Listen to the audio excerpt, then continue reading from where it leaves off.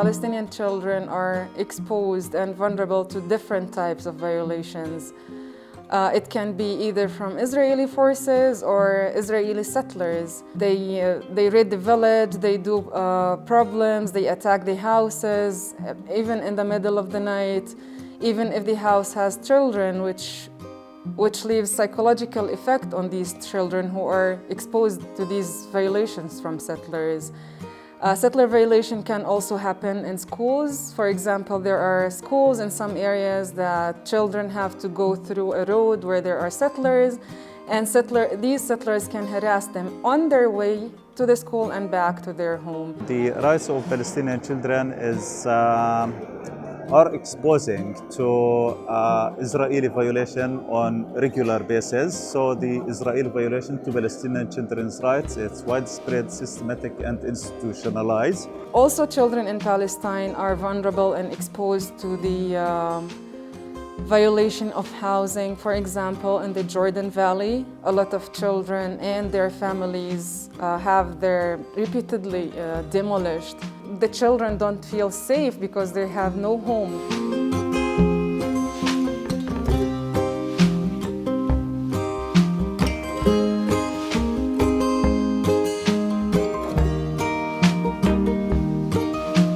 The international community knows that now, after the last assault against Gaza, and the conclusion of ceasefire, the violations are over, while in fact it's not. There is ceasefire, but Israel continues its violation to Palestinians and children on daily basis. DCI-P this year has documented the cases of 75 children who were killed in both the Gaza Strip and the West Bank. The majority of these children were killed in the Gaza Strip in the latest Israeli assault that took place in May, whereas the rest were killed in the West Bank with live ammunition. And the children of the Gaza Strip who were killed in the Strip live in civilian areas, and they were still attacked there and their families.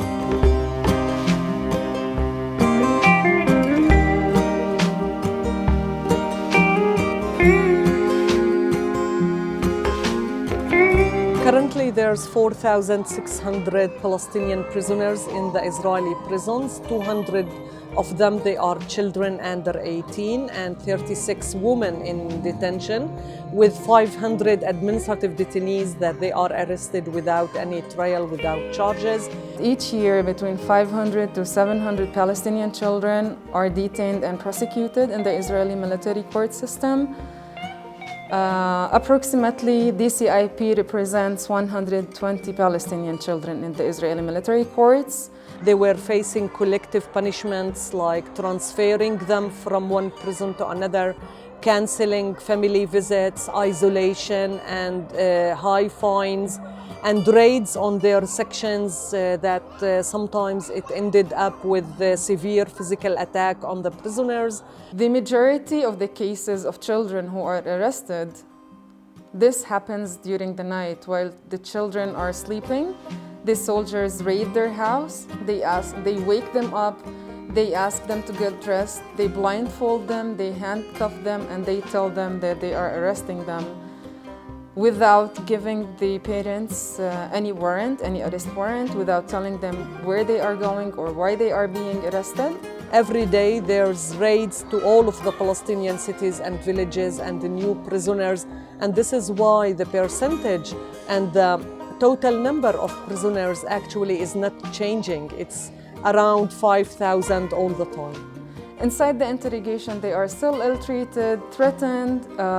They threaten them that they will detain one of their parents, they will demolish their house, or they will stop the working permit of their father inside Israel, for instance. And sometimes they tell the children small details about their neighborhood or about their families in order to give them the feeling that we already know everything. It's better if you if you confess. Actually, all the 2021 was a difficult year for the Palestinian prisoners because of the COVID, because of the restrictions on the daily life, the family visits, the contact with their lawyers, with their families, not being physically brought to their courts, but via video conferences. The health conditions inside the prisons are deteriorating, and there's lots of prisoners developing severe chronic diseases and other illnesses.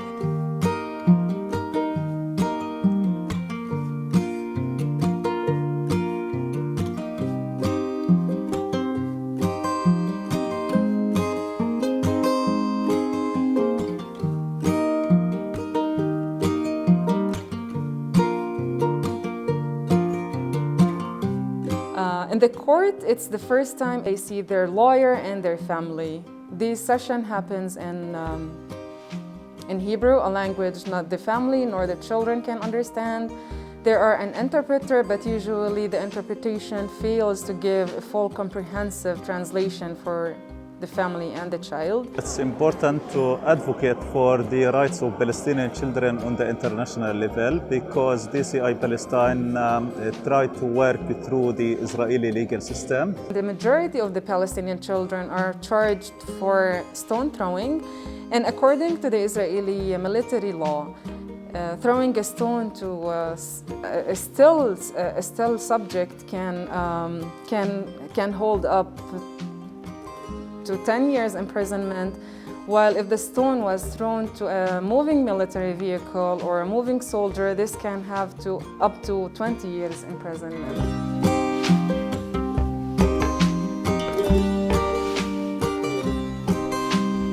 It is very important to highlight the attack on the Palestinian human rights organizations and humanitarian aid organizations in the last couple of months, including arresting staff members from these organizations like Khwani Rishmawi, a Spanish citizen, Shada Audi, Khitam Saafin, and others, human rights defenders, that they are facing criminalization by the Israeli occupation forces. So it's very, very important to keep the support and to demand their release and to put pressure on the Israeli state to stop this harassment and attack against human rights defenders and against the civil society in the Palestinian context. We believe it's the responsibility of the international community to intervene, to put pressure on Israel to abide to its legal obligation under international human rights law. And also to discuss the complicity of the international companies like CAF, for example, that is benefiting from the occupation by implementing their projects in the occupied territories, in settlements, without taking any consideration to the fact that this violates the basic right of the Palestinian people for self-determination, and this is a war crime.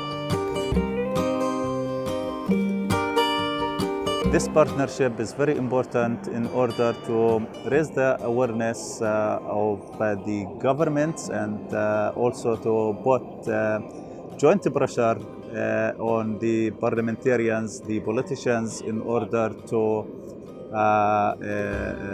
live up to their government, because it's the responsibility of any government in the world to practice pressure on any government that do not respect its obligation under international human rights and the humanitarian law. It is very important. Solidarity for us Palestinians means that we should share our experiences and our efforts with other struggles all over the world, because the oppression that we face from the Israeli government, from the complicity of the international corporations are and sometimes are the same oppression that other people face in other conflicts in the world.